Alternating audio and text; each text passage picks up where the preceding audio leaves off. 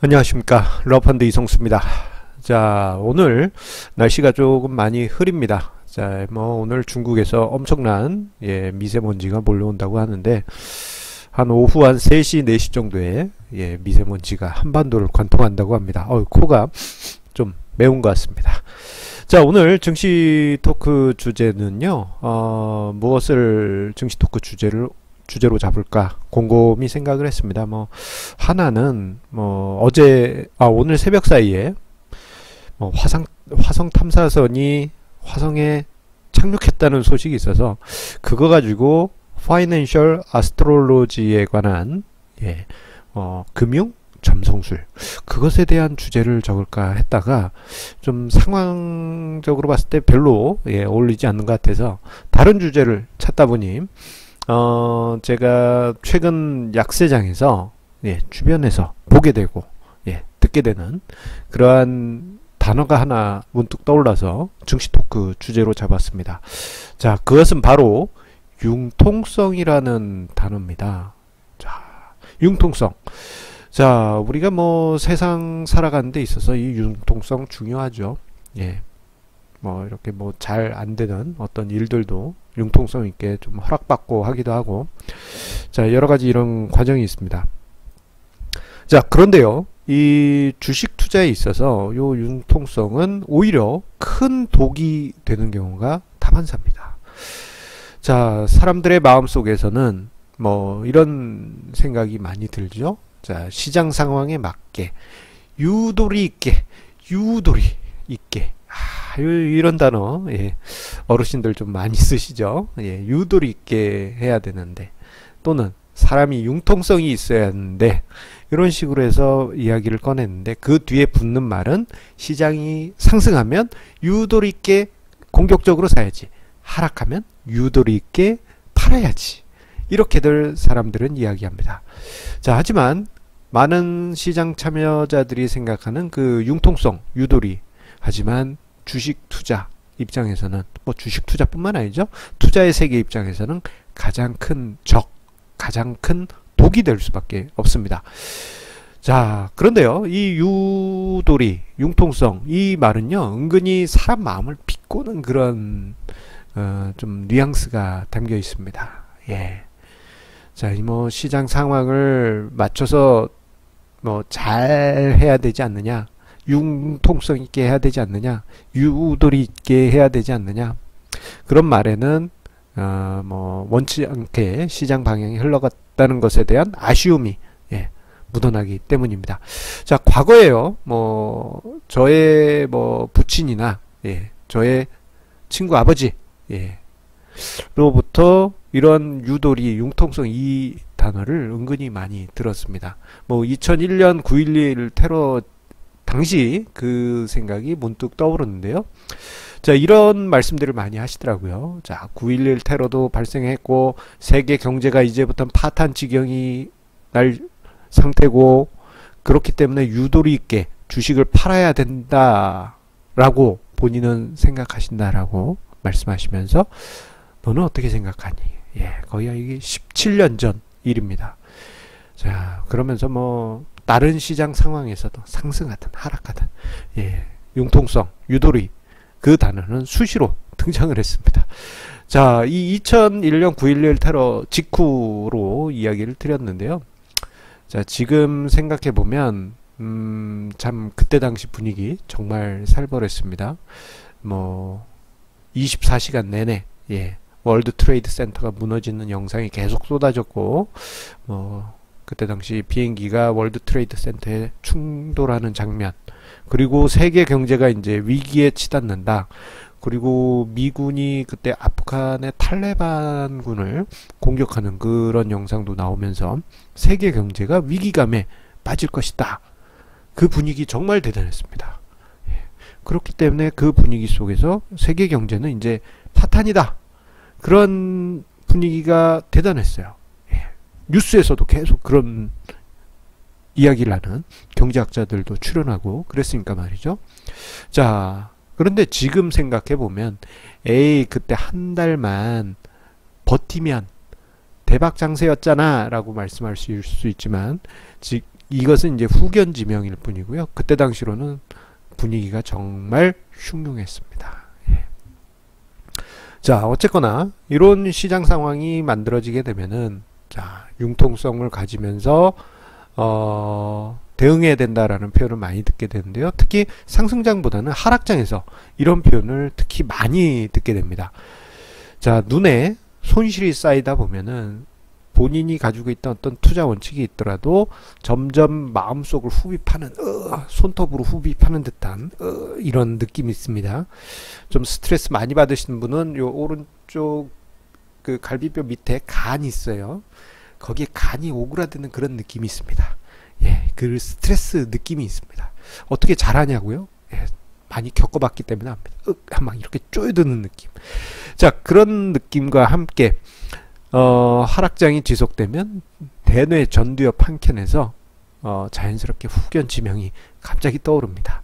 거 봐라, 그때 당시 융통성 있게 매도했어야지라는 생각이 여러분의 뇌리에서 저기 구석에서부터 이렇게 떠올라 제 머릿속을 장악하게 됩니다. 마치 이런 놀이기구 있지 않습니까? 스프링인데 융통성 유들유들하게 움직이는 저런 스프링 놀이기구처럼 말이죠.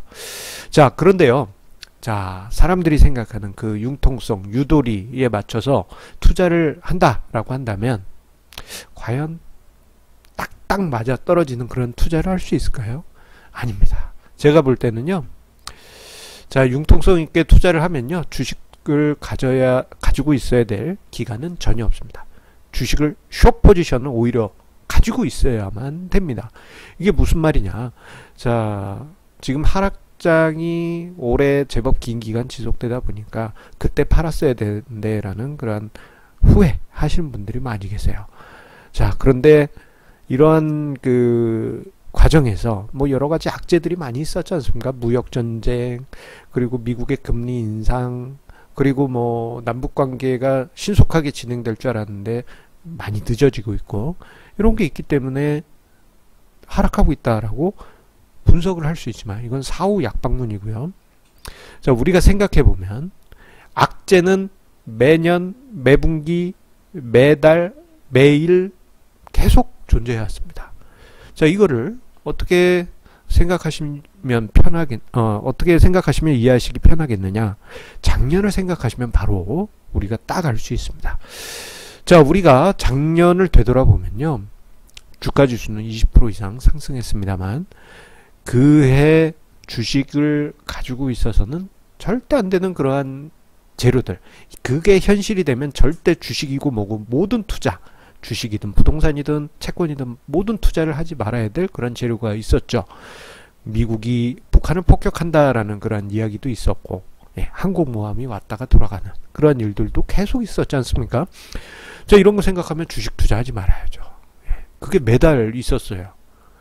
자, 지금 생각하면 그거 별거 아니었잖아요. 이렇게 생각하실 수 있지만 그때 당시 정말 많은 사람들 심각했습니다. 심지어 해외에 여행을 갔던 분들은 해외에 있는 친구나 교포들이 한국에 들어가지 마라. 전쟁 난다. 이런 분위기였어요. 그런 상황에서 주식 투자를 할 수 있을까요? 아닙니다. 예, 악재는 계속 있어 오기 때문에 주식 투자에서는 안 되겠죠. 융통성을 발휘한다면 말입니다. 자, 그리고 뭐 주식뿐만 아니죠. 자, 뭐 서울 아파트도 마찬가지예요. 솔직히 만약에 전쟁 나봐야 전쟁 난다면 그 아파트들 그저 무너진 돌덩어리가 될 뿐 아니겠습니까? 예. 그런데도 투자를 하지 않습니까?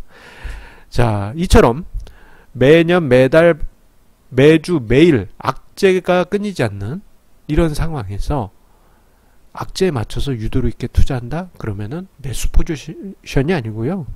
그냥 여러분들 공매도 해야 됩니다. 예, 매일 숏 포지션만 들고 있어야 돼요. 주식을 들고 갈 수가 없다라는 얘기입니다. 자, 이처럼 그 악재가 계속 쌓이면서 융통성 있게 하려고 만드는 그 후견지명, 예, 그 후견지명은 가장 큰 문제가 자, 우리의 투자 원칙을 무너뜨린다라는 것입니다. 자, 사후 확신 편향이라고도 불리는 이 후견지명은 우리 인간의 본능입니다. 자, 뭐 어떤 사건, 일이 벌어지고 난 다음에 머리에서 갑자기 땡 하면서 아, 그때 그랬어야 됐는데 그런 후회. 예. 그게 바로 후견지명이죠. 자, 후회를 만들고 난 다음에 뒤늦게라도 그렇게 해야 된다라는 뭐 절박함 심리 이런 게 발현되면서 실제 행동으로 옮기게 됩니다. 자, 그렇게 되면 어떤 현상이 나타나냐면요. 자, 후견지명으로 인해서 후회가 만들어지고 그 후회가 현재 발생한 투자 손실에 대해서 마음의 갈등을 증폭시키게 됩니다. 자, 그러면서 융통성을 실현해라. 융통성을 생각만 할 게 아니고 실천해라. 그런 마음의 갈등이 일어나면서 어느 순간 본인도 모르는 사이에 투자 원칙을 깨트리는 그런 상황이 발생되고 맙니다. 자, 우리가 예를 들어서요. 자, 어떤 분이 보수적인 자산 배분 전략인 50대 50 전략을 사용했다라고 가정하겠습니다. 보수적입니다. 50대 50 전략은 안전적인 측면이 매우 강해요.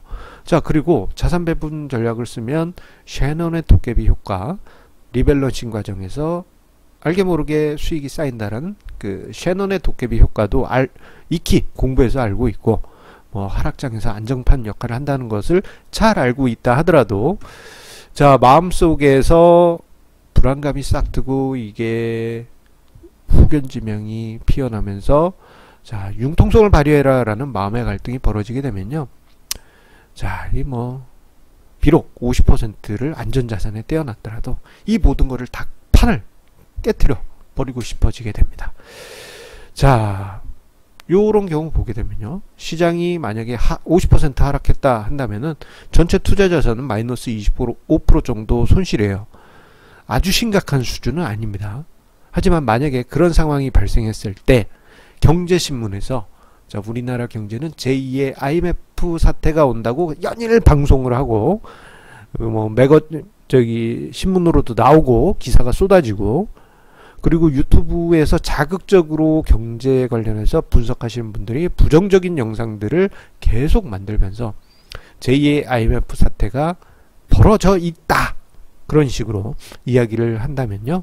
자, 사람 마음은요 그냥 쉽게 흔들려서 무너집니다.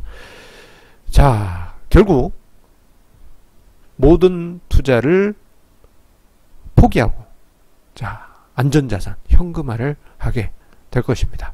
자, 지금 제가 참고적으로 그림을 준비한 게 있는데요. 픽사베이에서 자, 마치 머릿속에 이렇게 복잡한 감정들이 떠오르는 것처럼 말입니다. 자, 그런데요, 이 융통성에 의해서 투자를 결정하게 되면은 결국 어떤 결과가 벌어지느냐, 저가 매도 고가 매수라는 나쁜 투자 방법이 반복되게 됩니다. 시장이 하락하면 융통성이라는 투자 심리는 사람으로 하여금 저까지만 투매해서 지금이라도 팔아라. 그래서 팔아요. 아마 이번 10월 하락장 그리고 11월 달에도 반등하는 중에 더 떨어질지 모르니까 팔아라, 그런 투자 심리가 마음속에 일면서 아무리 자기가 합리적이고 강한 투자 전략을 만들었다 하더라도 판을 깨버린 분들 정말 많을 겁니다. 아마 한 10분 중에 한 8분은 깨트리지 않았을까, 그렇게 생각이 됩니다. 자, 그런데 아이러니하게도 그 융통성이 발현되면서 많은 사람들 사이에서요, 그러면서 실제 투매로 이어진 후에는 시장이 바닥을 만드는 경우가 다반사입니다. 아이러니하게도 말입니다. 사람 찐 다 빼놓은 다음에. 자, 그 후에 팔고 났는데 시장이 반등했다. 그러면 어떻게 되겠어요? 일단은 저러다 말 거야. 제2의 IMF 사태가 터진다니까. 저러다 말어. 그러면 쳐다봅니다. 그런데 더 올라요. 그럼 점점 애간장이 타기 시작합니다. 더 올라요. 더 애간장이 탑니다. 더 올라요. 그러면 마음 한켠에서 후견지명이 180도 얼굴을 바꿔서 등장합니다. 거 봐라. 그때 팔지 말라고 내가 마음 한켠 여기 점에서 이야기를 하지 않았느냐. 뭐 생각 중에 있었을 수도 있겠죠. 예. 근데 그 생각이 머릿속을 장악하게 됩니다. 자, 결국 자, 상승장의 끄트머리에서 자, 고가 매수와 함께 상투를 찾게 됩니다. 그게 이제 무한 루프로 반복되게 돼요. 자, 융통성을 강조하는 투자자분들 중에 이런 분들이 정말 많습니다. 예, 융통성. 예. 뭐 사람 사는 데 있어서 융통성 필요합니다. 예, 하지만 주식 투자 입장에서는 융통성이 필요할 것인가? 그것에 대해서는 저는 매우 회의적입니다.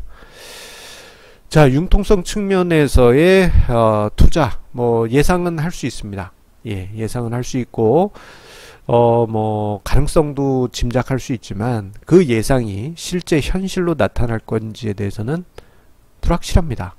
나타날 수도 있고 안 나타날 수도 있고 몇 년 뒤에 나타날 수도 있습니다. 자, 우리가 2년 전에 영화 빅쇼트에서 이런 모습이 그대로 나타났어요.